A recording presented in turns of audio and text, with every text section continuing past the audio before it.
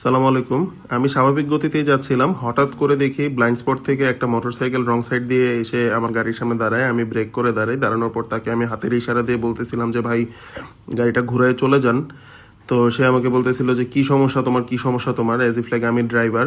তো আমি গাড়ির গ্লাস নামায়, দেখেন আমার গ্লাসের বাইরে আমি যখন হাত এবং মাথা দিয়ে ইশারা করতেছি, সে তখন বারবার আমাকে বলতেছে যে তোমার রাস্তা দিয়ে তুমি চলে যাও না ভাই। এমন পরিস্থিতিতে আমি গাড়িটা আরেকটু সামনের দিকে আগাই বলতেছি যে ভাই আপনি গাড়িটা ঘোরান, আমার সামনে আপনি গাড়িটা ঘোরাই ফেলেন, বিকজ আমি সিকিউর ফিল করতেছি না আপনার সামনে।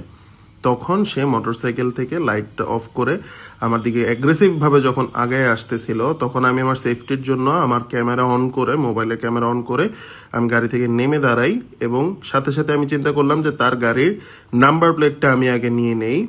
কারণ নাম্বার প্লেটটা যখন নিয়ে নিলাম তখন দেখলাম যে সে তুমি থেকে আপনি হয়ে গেছে।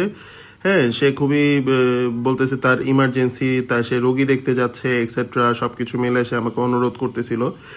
এর মধ্যে এক বাইকার ভাই এসে দাঁড়ায় উনি আসলে পুরো বিষয়টা আগে একটু পর্যবেক্ষণ করে।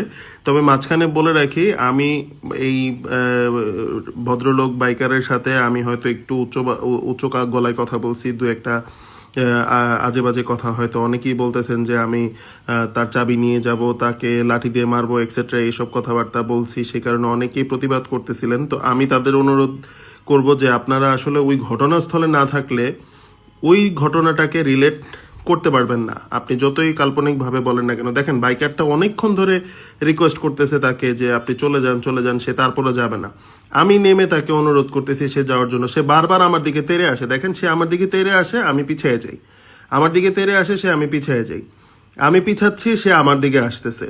আমি তাকে খালি বলতেছি যে ভাই আপনি চলে যান, এখান থেকে উল্টা ঘুরে চলে যান। আমি আমার সেফটির জন্য আমি ক্যামেরা অন করে রাখছি। এর মধ্যে দিয়ে সে কতক্ষণ ধাক্কাধাক্কি করার চেষ্টা করলো, এর মধ্যে ওই বাইকার ভাই নেমে আসছে। নেমে আসার পরে তাকে জোর করে, মানে তার মনে হইতেছে যে এই জায়গাটার মধ্যে আমি আর ওই বাইকার ভাই যে দাঁড়াইছে তার কাজে যাওয়া বাদ দিয়ে আমাদের দুইজনের ঠেকা, আর সে হচ্ছে সঠিক রাস্তায় যাচ্ছিল।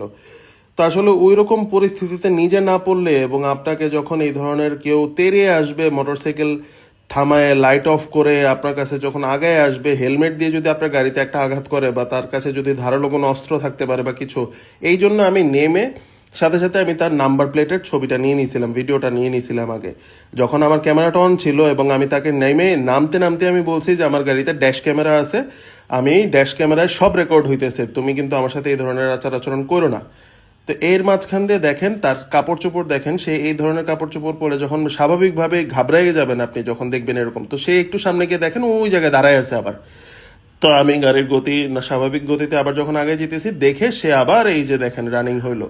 সে কিন্তু গিয়ে এই স্পটটাতে দাঁড়াই ছিল, সে আস্তে আস্তে রানিং হলো। তো আমার ফ্যামিলি মেম্বার আমাকে বলতেছে যে দেখেন ও আবার কিন্তু সামনে গিয়ে কোনো ঝামেলা করতে পারে। আমি বললাম যে ঝামেলা করুক, অসুবিধা নেই, আমার গাড়ির সামনে পিছনে ড্যাশ ক্যামেরা আছে, আমি মোবাইল রেকর্ড অন করে রাখবো, লাগলে প্রয়োজনে তোমরা রেকর্ডিং অন করে রেখো, আমি দেখি সে কি ঝামেলা করবে। এই যে দেখেন সে আবার দাঁড়াইছে এই জায়গাটার মধ্যে। তো আপনারা যে বাইকারের সাথে ভালো আচরণ করা উচিত ছিল সেটা নিয়ে ডিফেন্ড করতেছেন, আমি আমার নিজের ভুলের জন্য ডিফেন্ড করব না, বাট আপনারা শুনেন, আমাকে হুমকি দিতেছে তুই সামনে আয়, সামনে আয়। হ্যাঁ, কি বলে? কি কয় সামনে আইতে। আচ্ছা ঠিক আছে, চলো সামনে চলো। উল্টা সাইড দিয়ে গেছো তুমি হুন্ডা, আবার বলো সামনে আসতে, দেখি। এরপর আমি আমার নিজের সেফটির জন্য মোবাইল ক্যামেরাও অন করে রাখলাম, আমার সামনে পিছনে ড্যাশ ক্যামেরা অন করে রাখলাম, কিন্তু সে আর আসলো না। সে কি করে একটু পরে দেখতে পাবেন। তো আমি আমার ব্যবহারের জন্য যারা মন খারাপ করতেছেন বা আমাকে বলতেছেন আর একটু নমনীয় হওয়া যেত, আমি সেই জন্য দুঃখিত, বাট আপনারা তার অ্যাটিচিউডগুলো দেখেন। আমি আমার খারাপ ব্যবহারকে কোনোভাবে জাস্টিফাই করব না, আমি ভুল করে থাকলে সেটা আমি আপনাদের কাছে দুঃখিত।